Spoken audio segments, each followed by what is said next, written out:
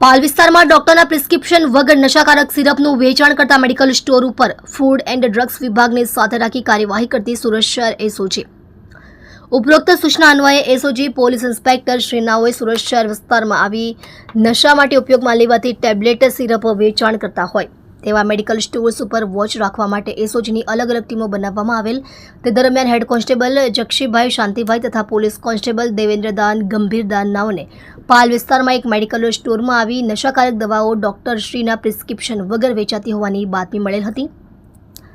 જ્યાં અંતર્ગત એસઓજીના અધિકારી માણસો તથા food and drugs inspector Shri AJ Chaudhary નાઓને સાથે રાખી દુકાન number 19 Sai Miller residency Raj world shopping સેન્ટરની પાસે પાલનપુર ગામ પાલ સુરત ખાતે આવેલ પ્રગતિ મેડિકલ નામના મેડિકલ સ્ટોર ઉપર ટ્રેપ ગોઠવી ડમી ગ્રાહકને મોકલતા મેડિકલ સ્ટોરના સંચાલક જય રોહિતભાઈ પપૈયા, ઉંમર વર્ષ 33, ધંધો મેડિકલ વેપાર, રહે ઘર નંબર 182/8 મહેરનગર સોસાયટી, બામ હોસ્પિટલની બાજુમાં, અડાજણ, સુરત વાળા કોઈપણ જાતના ડોક્ટરના પ્રિસ્ક્રિપ્શન વગર નશાયુક્ત દવા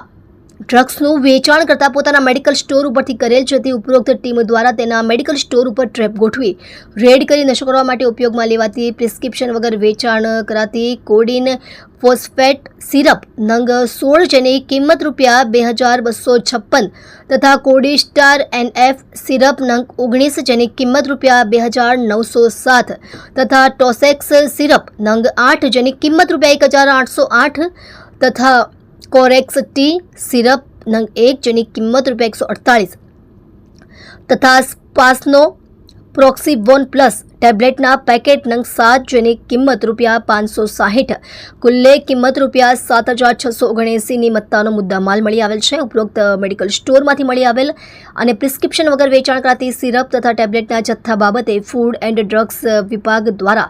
આગળની તપાસ હાથ ધરવામાં આવેલ છે, તેમજ તેઓની તપાસ દરમિયાન ગેરકાયદેસર જણાઈ આવેથી મેડિકલ સ્ટોરના લાયસન્સ ધારક તથા સંચાલક વિરુદ્ધ કાયદેસરની કાર્યવાહી હાથ ધરવામાં આવેલ છે।